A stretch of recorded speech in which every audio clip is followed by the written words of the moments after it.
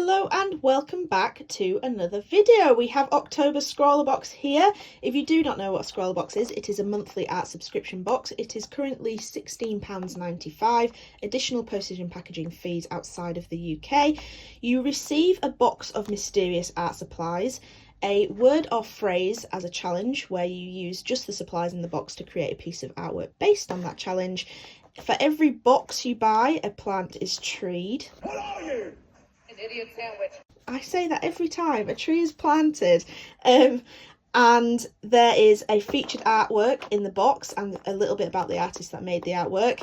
A zine that tells you a little bit about the supplies, a little bit of background on the artist as well, and some knowledge around the challenge theme, as well as some featured artwork from a box 2 previous months ago. So let's get into this month's box. I'm excited. I'm hopefully it's October's box, so I'm thinking it could be something a bit inky, but I'm kind of hoping for a bit of colour because all I've been doing this last month is inking, as you have seen. So I'm hoping to inject a little bit of colour into YouTube at the moment, which I don't think I'm disappointed with. So let's take all of this out and have a sweet popped out. Let's have a look at the featured artwork. I'm going to put the zine to one side for now. So this is the featured artwork. Some lovely, very abstract art here. Very nice. And here is the featured artist. So do pause this to have a little read yourself, but this is Alexandra. It doesn't say where she's from, and here's her Instagram at the bottom here, so I will be going to have a look at that as well. Very nice. So straight away we have marker paper, so that's very nice. We've not had markers for a while actually. So we have 10 sheets in here. It doesn't say who it's by, so I'm assuming ScrawlrBox have made some sort of exclusive paper. We have a little sweet here, maybe rhubarb and custard or something like that, I would suggest. Guess rather. So let's get in here. I'm just going to move all of this to one side. Immediately I see we've got Copics. Exciting. Okay, so let's put this to one side. I'm going to put that there so I can read from it. Here is the sticker. These days we seem to be getting a snippet of the featured artwork as the sticker, which I quite like actually, especially this one. It's absolutely beautiful, the detail that they've gotten into there. We have, straight off the bat, like I say, we've got some Copics sketch markers. I don't know, I couldn't say that.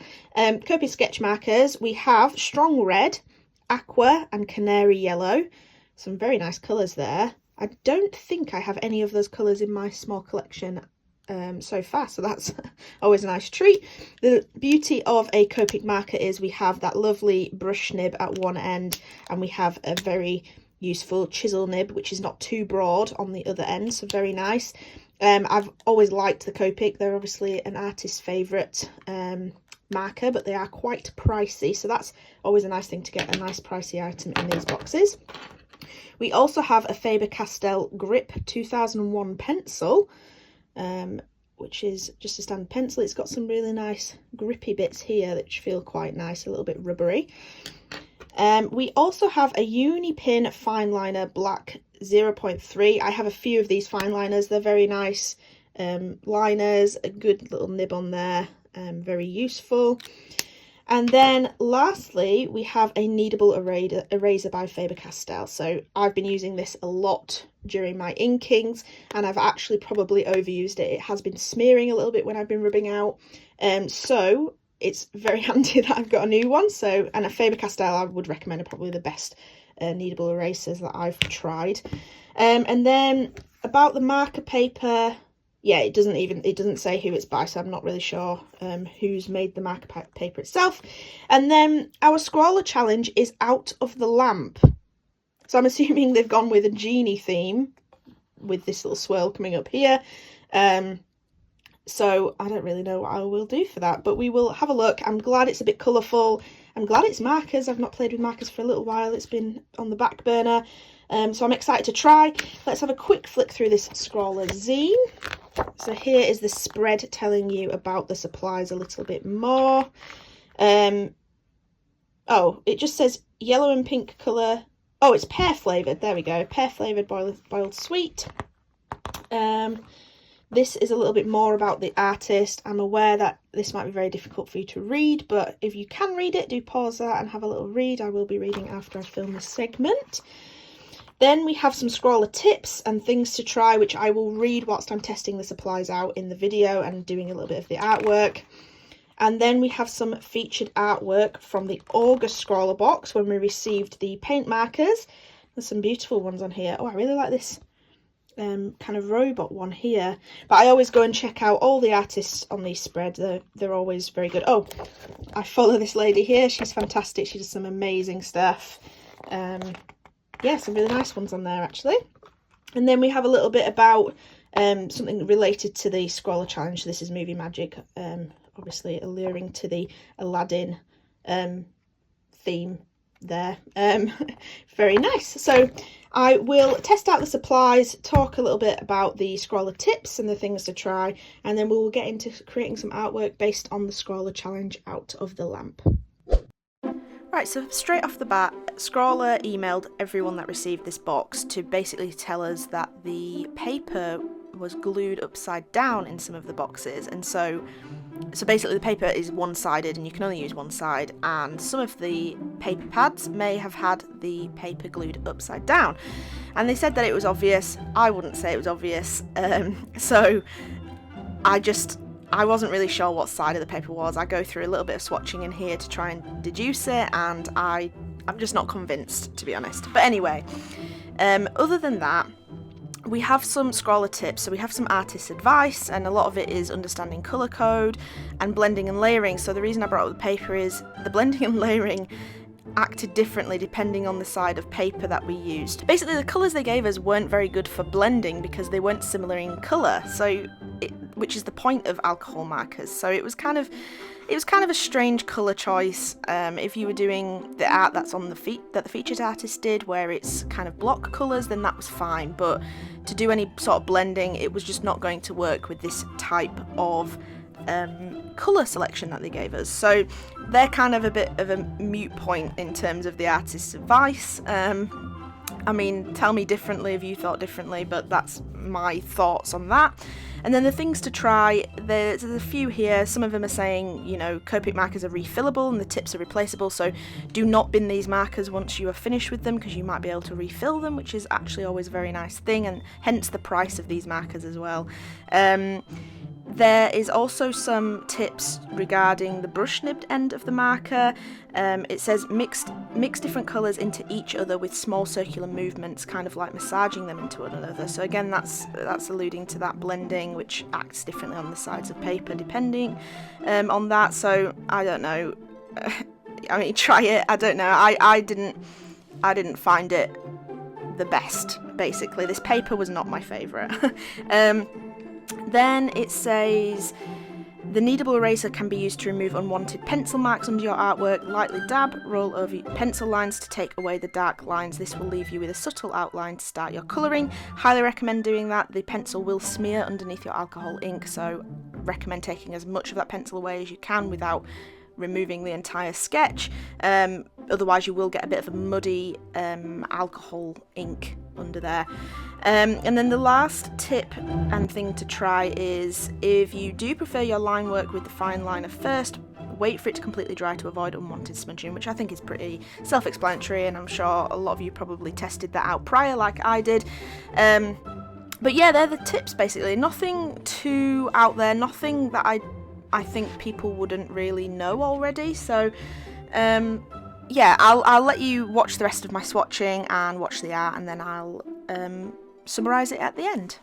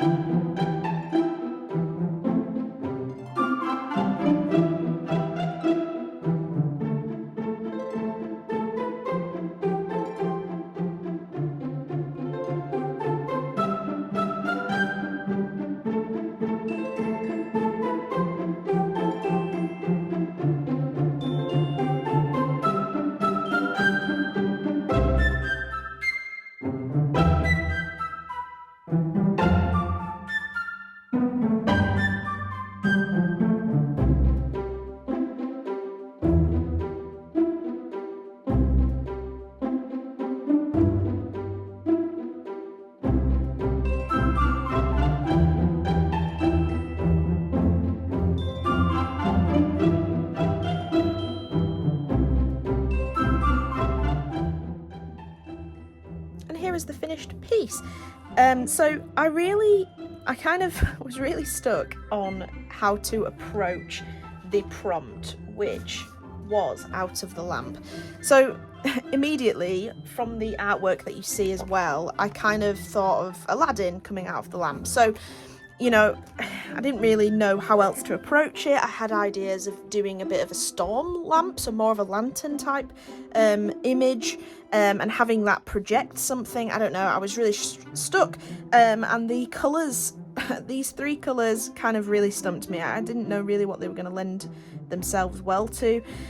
So in the end I went back to the Aladdin coming out of the lamp sort of thing, and then I thought, what strengths can I play on for myself? And that's inking. Like I know that I can ink relatively well, and so I thought that would be the best option, and I know I can ink animals very well, so I thought let's go down that route. And then I kind of got stuck on maybe creating something a little bit more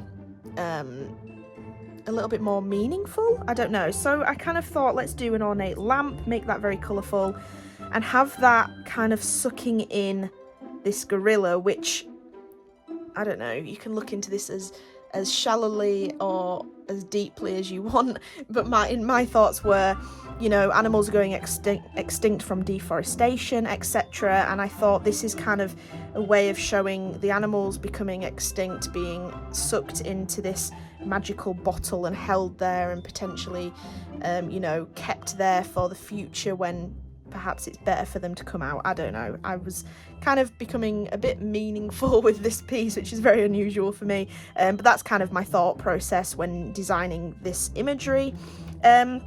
About the supplies themselves, so this paper, like I mentioned, ScrawlrBox emailed round and said that basically when they were putting these pads together, some of the pads were glued upside down and this paper is one-sided only.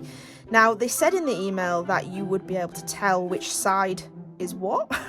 So as you saw in my swatching, I didn't know. At first I didn't think it was this side because it was very streaky, but then when I tried to blend on this side, the ink was pooling on top of the paper, which I don't think is also correct. So I kind of went with this more absorbent side as the side that was correct. So please let me know in the comments below if you think that is incorrect, but that's the side I used for this artwork.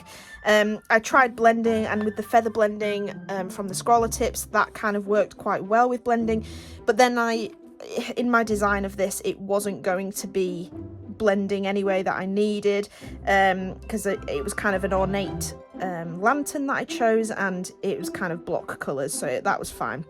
So I went with the golden lantern.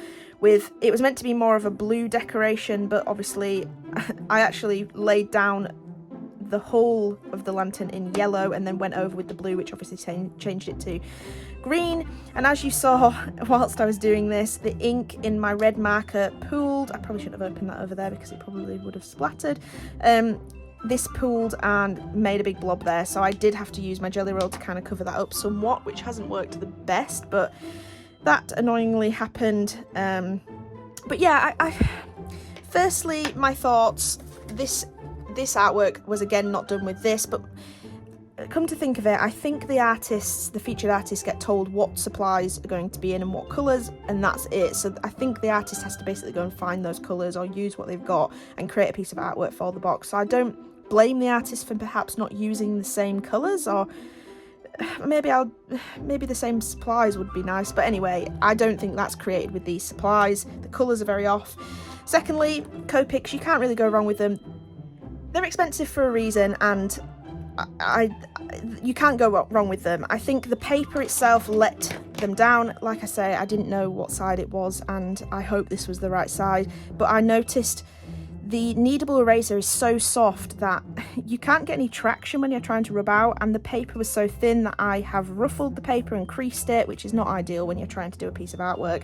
So I must say this paper is not my favourite. I probably won't use it again, but the markers, they will go with my Copics stash that I already have 100%. They're amazing, very good quality, can't go wrong with them. The liner, I really enjoyed it. Perhaps a little, it's on the thin side, but perhaps a bit too thick for my small detail work that I annoyingly chose. I should have done it a bit bigger, I think. The pencil, pretty standard, but I actually quite like this triangular barrel. It really fits ergonomically really well in your hand. So you can't really go wrong with that. I think that's a good supply as well. And that's kind of all I have to say. Probably wish the Kneaded Eraser was a bit tougher, a little less soft. And I wish the paper was a little bit thicker and obvious which side I was meant to use. But other than that, I think I quite enjoy the artwork. I perhaps might crop this off here and scan this in because I quite like this section. And I think I've got a good piece of artwork that fits the brief, really. I can't really complain. So I hope you've enjoyed watching. Please hit that thumbs up if you did, and comment down below how you have found this box. And I hope to see you in the next video. So thanks very much for watching. Bye.